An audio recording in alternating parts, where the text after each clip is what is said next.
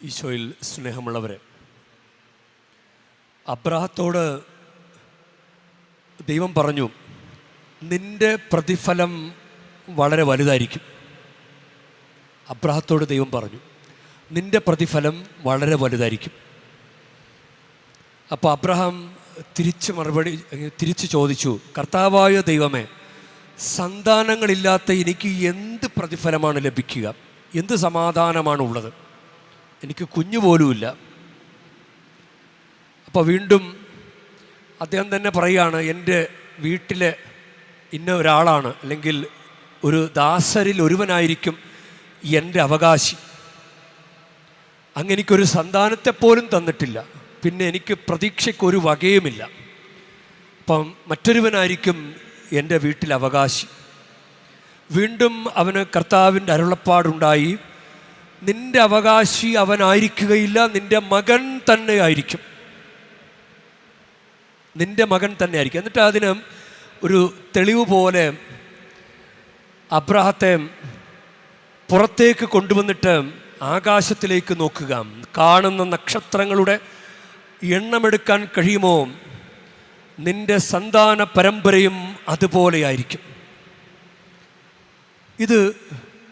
ഇത് കഴിഞ്ഞപ്പോൾ അവൻ കർത്താവിൽ വിശ്വസിച്ചു എന്നാണ് വചനം പറയുക. അവിടുന്ന് അതവനെ നീതീകരണമായി കണക്കാക്കി. നമുക്ക് നീതിയായിട്ട് കണക്കാക്കുന്നത് നമ്മുടെ എന്തെങ്കിലും ഒരു പ്രവൃത്തി കൊണ്ടല്ല. റോമാക്കാർക്ക് എഴുതിയ ലേഖനം 4-ാം അധ്യായത്തിൽ ഈ സംഭവം തന്നെ വളരെ വ്യക്തമായിട്ടൊന്നുകൂടി പറയുകയാണ്. റോമാക്കാർക്ക് എഴുതിയ ലേഖനം 4-ാം അധ്യായം 3-ാം വാക്യം വിശുദ്ധ ലിഖിതം പറയുന്നത് എന്താണ്? അബ്രഹാം ദൈവത്തിൽ വിശ്വസിച്ചു, അതവന് നീതിയായി പരിഗണിക്കപ്പെട്ടു. അതിന് തുടർന്ന് പറയുന്ന വചനം, പ്രവൃത്തികൾ കൂടാതെ തന്നെ പാപിയെ നീതീകരിക്കുന്നവനിൽ വിശ്വസിക്കുന്നവൻ്റെ വിശ്വാസം നീതിയായി പരിഗണിക്കപ്പെടുന്നു. നമ്മുടെ ഭാഗത്തുനിന്ന് ഒരു പ്രവൃത്തിയില്ല. പ്രവൃത്തികൾ കൂടാതെ ദൈവം നമ്മുടെ ഭാഗത്തുനിന്ന് ഒരു ഇനീഷ്യേറ്റീവ് ഇല്ലാതെ തന്നെ നമ്മളെ വിശ്വസിക്കുന്ന, നമ്മളെ പരിഗണിക്കുന്ന, പ്രവൃത്തികൾ കൂടാതെ പാപിയെ നീതീകരിക്കുന്നവനിൽ വിശ്വസിക്കുന്നവൻ്റെ വിശ്വാസം നീതിയായി പരിഗണിക്കപ്പെടുന്നു. അത് സുന്ദരമായൊരു വചനമാണ്. റോമാക്കാർക്ക് എഴുതിയ ലേഖനം 4-ാം അധ്യായം 5-ാം വാക്യം, പ്രവൃത്തികൾ കൂടാതെ പാപിയെ നീതീകരിക്കുന്നവനിൽ വിശ്വസിക്കുന്നവൻ്റെ വിശ്വാസം നീതിയായി പരിഗണിക്കപ്പെടുന്നു. പ്രവൃത്തികൾ നോക്കാതെ തന്നെ നീതിമാനാണെന്ന് ദൈവം പരിഗണിക്കുന്നവൻ്റെ ഭാഗ്യം. അത് ദാവീദ് പറയുകയാണ്. അതിനെക്കുറിച്ച് പറയുന്ന, അതിക്രമങ്ങൾക്ക് മാപ്പും പാപങ്ങൾക്ക് മോചനവും ലഭിച്ചവൻ ഭാഗ്യവാൻ, കർത്താവ് കുറ്റം ചുമത്താത്തവൻ ഭാഗ്യവാൻ. അപ്പോൾ അങ്ങനെ നോക്കുമ്പോൾ നമ്മൾ ഭയങ്കര ദൈവത്തിൻ്റെ അനുഗ്രഹം കിട്ടിയവരാണ്. ഇപ്പോൾ ധൂർത്തപുത്രൻ്റെ കഥയൊക്കെ എടുക്കുമ്പോഴും ധൂർത്തപുത്രന് എന്ത് യോഗ്യത ഉള്ളത്?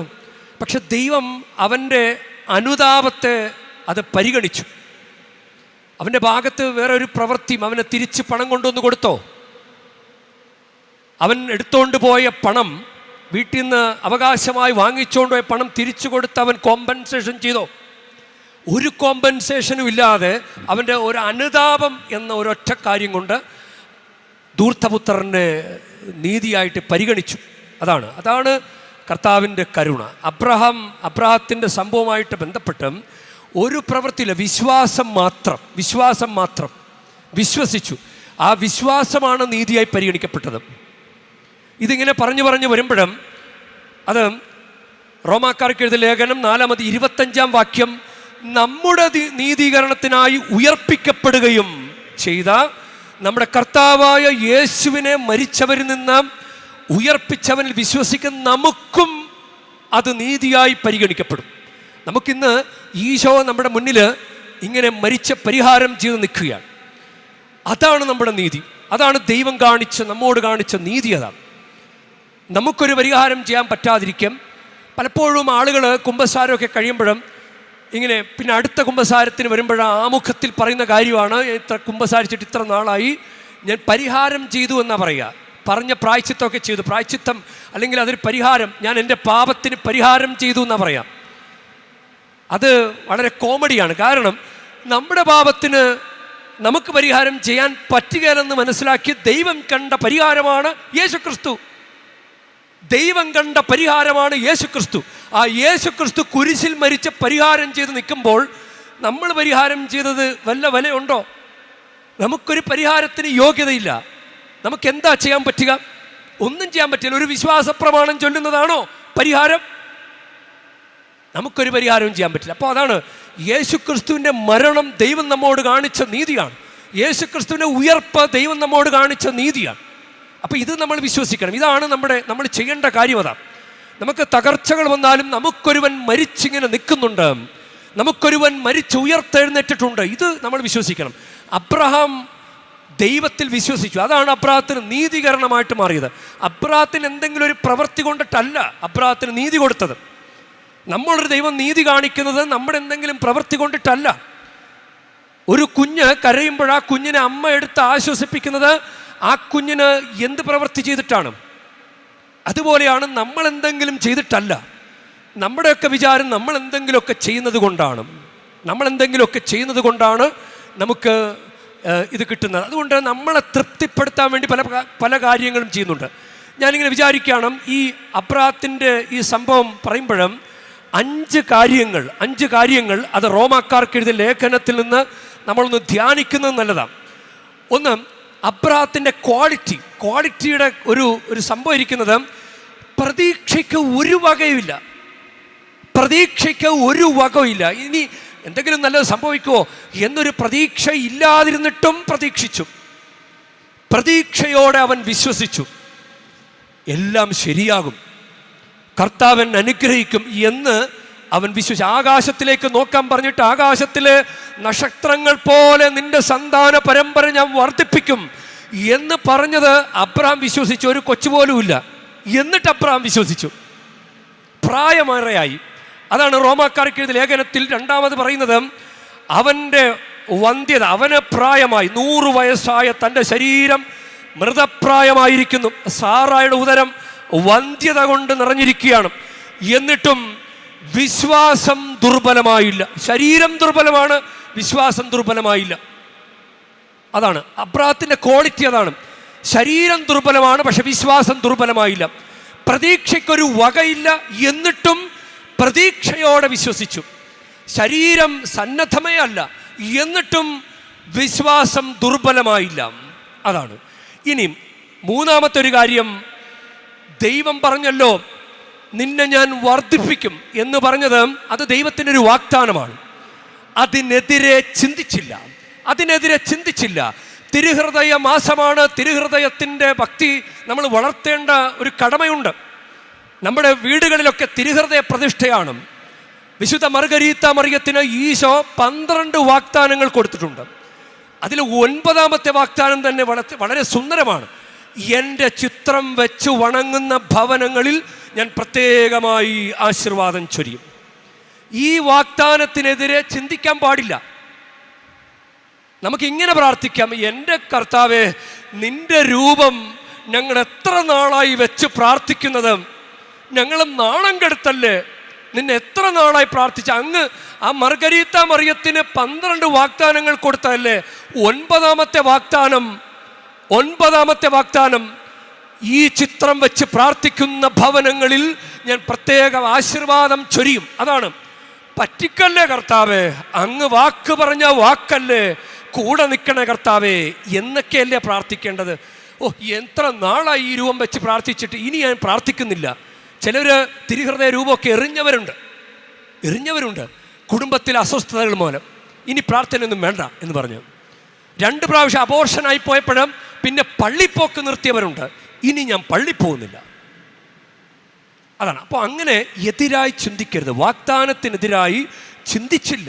ദൈവത്തിൻ്റെ വിശ്വാസമില്ലാത്തവനെ പോലെ ദൈവത്തിൻ്റെ വാഗ്ദാനത്തിനെതിരായി അവൻ ചിന്തിച്ചില്ല. ഈ വിശ്വാസം വർദ്ധിപ്പിക്കാൻ വേണ്ടിയിട്ട് അബ്രഹാം ചെയ്ത കാര്യമാണ് ദൈവത്തെ മഹത്വപ്പെടുത്തി. നമ്മൾ കുർബാന അർപ്പണത്തിലൂടെ, പ്രാർത്ഥനകളിലൂടെ, കുംഭസാരത്തിലൂടെ, കുർബാന സ്വീകരണത്തിലൂടെ നമ്മൾ ദൈവത്തെ മഹത്വപ്പെടുത്തുകയാണ്. മറിയം ചെയ്തതും അത് തന്നെയാണ്. മറിയം, എൻ്റെ ആത്മാവ് കർത്താവിൽ ആനന്ദിക്കുന്നു, എൻ്റെ ചിത്തം ഇല്ലേ രക്ഷകനായ ദൈവത്തിൽ ആനന്ദിക്കുന്നു, എൻ്റെ ആത്മാവ് കർത്താവിനെ മഹത്വപ്പെടുത്തുന്നു. ഇത് മറിയം ചെയ്ത കാര്യമാണ്. ദൈവത്തെ മഹത്വപ്പെടുത്തിക്കൊണ്ടിരിക്കണം. പിന്നോക്കം പോകാൻ പാടില്ല. ദൈവത്തെ മഹത്വപ്പെടുത്തിക്കൊണ്ടിരിക്കണം, ദൈവത്തിന് നന്ദി പറഞ്ഞുകൊണ്ടേയിരിക്കണം. അതാണ് ഒരു വിശ്വാസി ചെയ്യേണ്ട കാര്യമാണ്. ഇനിയും 5-ാമത്തെ കാര്യം, വാഗ്ദാനം നിറവേറ്റാൻ ദൈവത്തിന് കഴിയുമെന്ന് പൂർണ്ണ ബോധ്യമുണ്ടായിരുന്നു. എൻ്റെ ദൈവം എന്നെ പാതി വഴി വിട്ടുകളയില്ല, എൻ്റെ ദൈവം വാഗ്ദാനം നിറവേറ്റും, എൻ്റെ ദൈവം വാഗ്ദാനങ്ങൾ വിശ്വസ്തനായ ദൈവമാണ്. തന്നിലൂടെ ദൈവത്തെ സമീപിക്കുന്നവരെ പൂർണ്ണമായും രക്ഷിക്കാൻ ദൈവത്തിന് കഴിവുണ്ട്, അവന് കഴിവുണ്ട്. അത് ഹെബ്രായ് 7:25 ഹെബ്രായ് 7:25 ദൈവത്തിന് കഴിവുണ്ട്. അന്ധനെ സുഖപ്പെടുത്താൻ കഴിയും, കാനായിലെ കല്യാണ നാളിൽ വെള്ളം വീഞ്ഞാക്കാൻ കഴിയും, ചെങ്കടലിലൂടെ ഇസ്രായേൽ ജനത്തെ വഴി നടത്താൻ കഴിയും, പെരുവെള്ളത്തിൽ പാത ഒരുക്കാൻ അവന് കഴിയും, സമുദ്രത്തിൽ വഴിവെട്ടാൻ അവന് കഴിയും. ഹൃദയം നൊന്ത് കരഞ്ഞു പ്രാർത്ഥിച്ച ഹന്ന 1 സാമുവേൽ 1:11 അവളൊരു നേർച്ച നേർന്ന് പ്രാർത്ഥിച്ചു, എനിക്കൊരു കുഞ്ഞുണ്ടായാൽ കർത്താവേ അങ്ങയുടെ മുമ്പിൽ ഞാൻ പ്രതിഷ്ഠിക്കാം. നമ്മൾ ഒരു കുഞ്ഞില്ലെങ്കിൽ, അബ്രഹാത്തിനൊരു കുഞ്ഞില്ല. അബ്രഹാം ഇവിടെ എങ്ങാനും വന്നിരുന്നെങ്കിൽ അബ്രഹാം എന്ത് ചെയ്യുമായിരുന്നു? എന്ത് ചെയ്യും? എന്തെങ്കിലും കൊണ്ട് കെട്ടിത്തൂക്കിയിടുവോ? അബ്രഹാം അത് ചെയ്യുവോ? നമുക്ക് ദൈവവുമായിട്ട് ബന്ധം വരാത്തൊരു കാര്യം ചെയ്യരുത്. ഈ അന്ന നേർന്നത്, എനിക്കൊരു കൊച്ചുണ്ടായാൽ ഞാൻ അങ്ങയുടെ മുമ്പിൽ കൊണ്ടുവന്ന് പ്രതിഷ്ഠിക്കാം എന്നാ നേർന്നത്. അവളൊരു കാര്യം കൂടി പറഞ്ഞു, ക്ഷൗരക്കത്തി അവൻ്റെ ശിരസിൽ സ്പർശിക്കയില്ല. അങ്ങനെയാണ് അവൾ നേർന്നത്. അപ്പോൾ പ്രതിഷ്ഠിക്കാം. നമുക്ക് ഒരു കുഞ്ഞില്ലാത്തൊരാൾ എങ്ങനെയാണ് ദൈവവുമായിട്ട് ബന്ധപ്പെട്ട് ഒരു കാര്യം ചെയ്യുക? ഇപ്പോൾ പരിശുദ്ധ അമ്മയോട് വേണമെങ്കിൽ ഇങ്ങനെ പ്രാർത്ഥിക്കാം, പരിശുദ്ധ അമ്മേ, ഉണ്ണിയുള്ള മാതാവിൻ്റെ രൂപം എവിടെയെങ്കിലും കണ്ടാൽ കുഞ്ഞുങ്ങളില്ലാത്തവർക്ക് പോയിട്ട് ഇങ്ങനെ പ്രാർത്ഥിക്കാം, അമ്മയുടെ കയ്യിരിക്കുന്ന കുഞ്ഞിനെ ഞങ്ങൾക്ക് തരണമേ.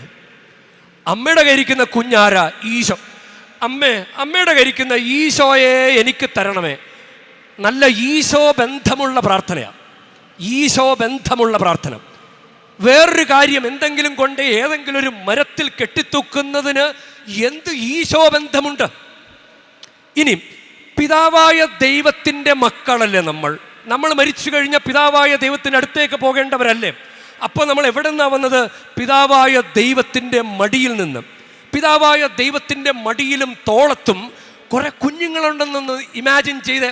പിതാവായ ദൈവം ഒരു സിംഹാസനത്തിൽ ഇരിക്കുന്നു, പിതാവിൻ്റെ മടിയിലും തോളത്തും കുറെ കുഞ്ഞുങ്ങൾ.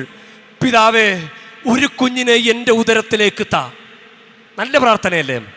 പിതാവേ, ഒരു കുഞ്ഞിനെ എൻ്റെ ഉദരത്തിലേക്ക് താ. അങ്ങനെ പ്രാർത്ഥിക്കാം. ഇനി അന്ന പ്രാർത്ഥിച്ചതുപോലെ പ്രാർത്ഥിക്കാമല്ലോ. എനിക്ക് ഒരു പള്ളി കയറിയിട്ട് ഇങ്ങനെ പ്രാർത്ഥിക്കുക, കർത്താവേ, എനിക്കൊരു കൊച്ചിനെ തന്നാൽ ഞാൻ ഈ ആൾക്കാരെ കൊണ്ടുവന്ന് കിടത്തിക്കോളാം. സുന്ദരമായ നേർച്ചയല്ലേ? സുന്ദരമായ നേർച്ച. ഞാനതുകൊണ്ട് അങ്ങയുടെ മുമ്പിൽ കൊണ്ടുവന്ന് സമർപ്പിച്ചോളാം. ഒന്നുമില്ലെങ്കിൽ ഞാൻ ഈ ഒരു സ്റ്റെപ്പിൽ അല്ലെങ്കിൽ ഏതെങ്കിലും മാതാവിൻ്റെ ഒരു രൂപ ഇരിക്കുന്ന സ്ഥലത്ത് കൊണ്ടുവന്ന് കുഞ്ഞിനെ കൊണ്ടുവന്ന് ഇരുത്തിക്കോളാം. നല്ല ദൈവബന്ധമുള്ള പ്രാർത്ഥനയല്ല? ദൈവബന്ധമുള്ള പ്രാർത്ഥനകൾ, നേർച്ചകൾ നമുക്കുണ്ടാകണം. ദൈവബന്ധത്തിൽ വളരുന്ന അബ്രഹാത്തിൻ്റെ വിശ്വാസം ദൈവബന്ധത്തിൽ വളർത്തുന്ന വിശ്വാസമായിരുന്നു. അതാണ് അബ്രഹാത്തിന് അനുഗ്രഹമായത്. നമ്മൾ പ്രാർത്ഥിക്കേണ്ടതും അതുതന്നെയാണ്. അതുകൊണ്ടാണ് റോമാക്കാർക്ക് എഴുതിയ ലേഖനം 4:25 പറയുന്നത്, നമ്മുടെ നീതീകരണത്തിനായി ഉയർപ്പിക്കപ്പെടുകയും ചെയ്ത നമ്മുടെ കർത്താവായ യേശുവിനെ മരിച്ചവരിൽ നിന്ന് ഉയർപ്പിച്ചവനിൽ വിശ്വസിക്കുന്ന നമുക്കും അത് നീതിയായി പരിഗണിക്കപ്പെടും. അത് നീതിയാക്കി ദൈവം മാറ്റിത്തരും. നമുക്കതുകൊണ്ട് അത്രയും വിശ്വാസം ഉണ്ടാകട്ടെ. ദൈവത്തിൽ നിന്ന് ഒരു അണുകിട വ്യതിചലിക്കാത്ത വിശ്വാസം നമുക്കുണ്ടാകട്ടെ.